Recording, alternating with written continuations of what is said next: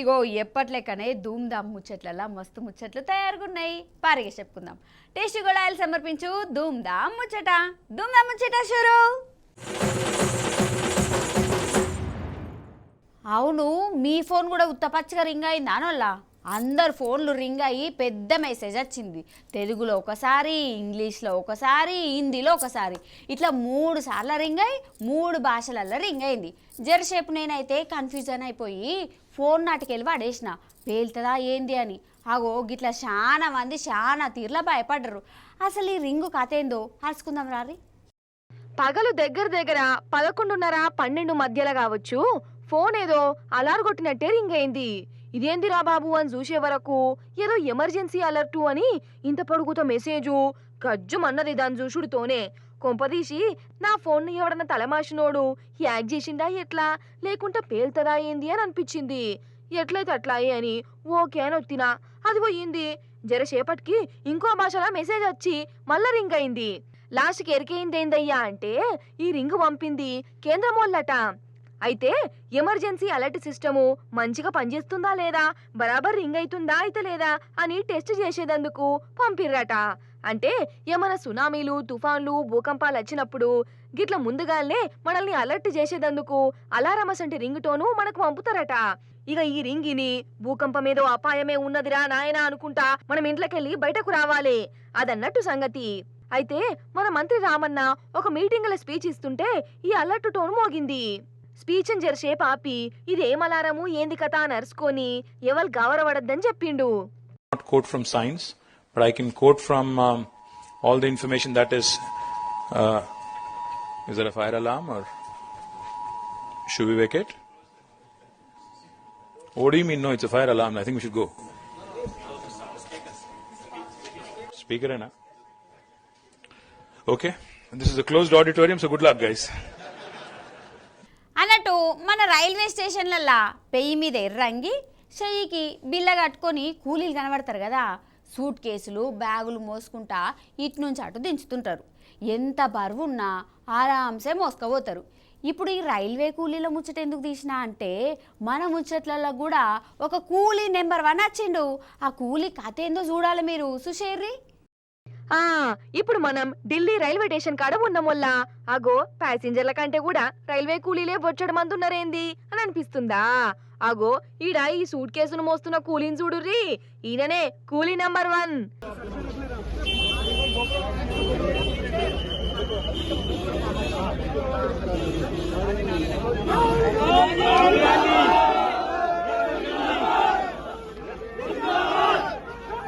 చూసిర్రా, ఏర్పాటు చేసిర్రా, మంచిగా చూడరోల్లా మన రాహుల్ గాంధీ. అగో రైల్వే స్టేషన్ లా మూటలు మోస్తుండు. ఓష్ని ఎంత కష్టం వచ్చే గిట్ల సూట్ కేసులు, బ్యాగులు ఎందుకు మోస్తుండు అని రంది పెట్టుకోకుండ్రి. సారు వారు ఈ నడుమ తాపకో అవతారం మార్చుకుంటా అట్లట్లా వాళ్ళను వీళ్ళను కలుస్తుండే కదా. గట్లనే రైల్వే స్టేషన్ కు పోయి కూలీ వేషం వేసి ఇగో గీ లగేజ్ బ్యాగ్ ను నెత్తి మీద పెట్టుకొని కొంత దూరం పోయిండోల్లా. ఇక వెనక చీరి కూలీలతోని మాట ముచ్చట పెట్టిండు గిట్లా. ఏంది సంగతి, అంతా మంచేనా? పానం ఎట్లుంది? కూలీ మంచిగా దొరుకుతుందా? ఇగో ఇవన్నీ మాట్లాడిండట వాళ్ళ దాంట్లో కూర్చొని. ఇక వాళ్ళు ఒగకు ఇష్టప్పుడు కాదు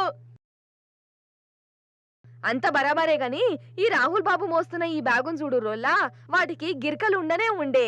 గుంజుకుంటూ పోతే అయిపోతుంది కదా. గిరికలు ఉండగా కూడా నెత్తి మీద పెట్టుకొని గిట్ల మోసుడెందుకు కావచ్చు? ఇగో గిట్లనే అనిపిస్తుంది నాకైతే. ఏమో పట్టుర్రి. ఇప్పుడు కొత్త డబల్ బెడ్రూమ్ ఇళ్ళ కాడికి పోదాం పారి. అసలు గరీబోళ్లకు డబల్ బెడ్రూమ్ ఇల్లు ఫ్రీగా వస్తాయని ఎవరన్నా అనుకున్నారా? అసలు కలగన్నారా అనోళ్ళ? కానీ కేసీఆర్ సార్ అంటేనే కళను నిజం చేస్తాడు కదా. సొంత ఇంటి కళను నిజం చేసిండు. అగో ఈ డబల్ బెడ్రూమ్ కాడికి పోదాం పాండ్రి. వారేవా, ఇగో మన తెలంగాణ గరీబోళ్ళు ఉండే ఇండ్లు ఇవి. ఇండ్లు లేనోళ్లకు మన కేసీఆర్ సార్ కట్టించి ఇనాంగా ఇచ్చిన డబల్ బెడ్రూమ్ ఇండ్లు. మాట ఇచ్చినట్టుగానే సీఎం సార్ నిలబెట్టుకున్నాడు. పేదోళ్లకు డబల్ బెడ్రూమ్ ఇండ్లు కట్టించి ఇగో వాళ్ళ చేతిలో పెట్టిండోళ్ళ. బేస్తారన్నాడు 2వ విడత డబల్ బెడ్రూమ్ ఇండ్లు వంచే కార్యం నడిచింది. మంత్రులు ఈ ఇండ్లను వంచిర్రు. అగో నిజంగా ఈ ఇండ్లను చూస్తుంటే ఎంత దిల్కుష్ అనిపిస్తుందల్లా కాదా మరి. అసలు పేదోళ్ళు హైదరాబాద్ అసొంటి పెద్ద పట్టణాల్లో గీ ఇండ్లల్లో ఉంటారని ఎవరన్నా అనుకున్నారా? అయ్యేదే కాదు పోయేదే కాదు అని ఎంతో మంది ఎన్నో తీర్ల షోగాలు పెట్టిర్రు. ప్రతిపక్ష పొల్లు అయితే ఈ ఇండ్లు రానే రావు, అప్లికేషన్లు పెట్టుడు వేస్ట్ అని కూడా జనాలను కన్ఫ్యూజ్ చేసిరు. కానీ కేసీఆర్ సార్ ఇచ్చిన మాట నిలబెట్టుకున్నాడు. పైసా ఖర్చు లేకుండా సొంత ఇంటి కలను నిజం చేసిండు. పెద్దలు ఒక మాట అంటారు, ఇల్లు కట్టి చూడు పెళ్లి చేసి చూడు అని పెద్దలు ఒక సామెత చెప్తారు. కానీ వాళ్ళ తెలంగాణలో ఒక అద్భుతమైన అనుభూతి కలుగుతూ ఉంది. ఇల్లు నేనే కట్టిస్తా, పెళ్లి నేనే చేస్తా, ఆడపిల్లకి మేనమామగా ఉంటానంటున్న ముఖ్యమంత్రి కేసీఆర్ గారు, ఆ కుటుంబానికి అండగా ఉంటానంటున్న ముఖ్యమంత్రి కేసీఆర్ గారు. అంటే ఈరోజు ఇక్కడ కట్టిన 4,000 ఇండ్లు ఏవైతే ఉన్నాయో మాకు ఒక్కొక్క ఇంటికి జిహెచ్ఎంసీకి అయిన ఖర్చు దాదాపు 10 లక్షల రూపాయలు. మొత్తంగా 1,00,000 ఇండ్లు హైదరాబాద్లో కడితే 9,718 కోట్లు ఇవాళ మన ప్రభుత్వం ఖర్చు పెడతా ఉంది. 50,000 నుంచి 60,000 కోట్ల రూపాయల విలువ చేసే ఆస్తిని ఇవాళ పేదల చేతుల్లో పెడుతున్నది కేసీఆర్ గారి ప్రభుత్వం. ఒక్క రూపాయి మీరు చెల్లించే అవసరం లేకుండా పేద ప్రజలకి, ఇల్లు లేని వారికి ఇక్కడ ఈరోజు 1,800 ఇండ్లు మనం ఇచ్చుకుంటా ఉన్నాం, అలాట్ చేసుకుంటా ఉన్నాం. ఒక 15 రోజుల కిందట సెప్టెంబర్ 2 తారీఖు నాడు మొదటి విడత దాదాపు 11,000 ఇండ్లు ఇదే పద్ధతుల్లో పారదర్శకంగా ఇచ్చుకున్నాం. ఇప్పుడు చిన్నపాటి వైరల్ వీడియోలో ముచ్చట్లు చూద్దాం. అగో టైం అయింది, జల్దిన చూసేద్దాం పారి. ఇగో ఈ పిల్లగాడు చూడుండ్రి క్రికెట్ ఎట్లా ఆడుతుండో.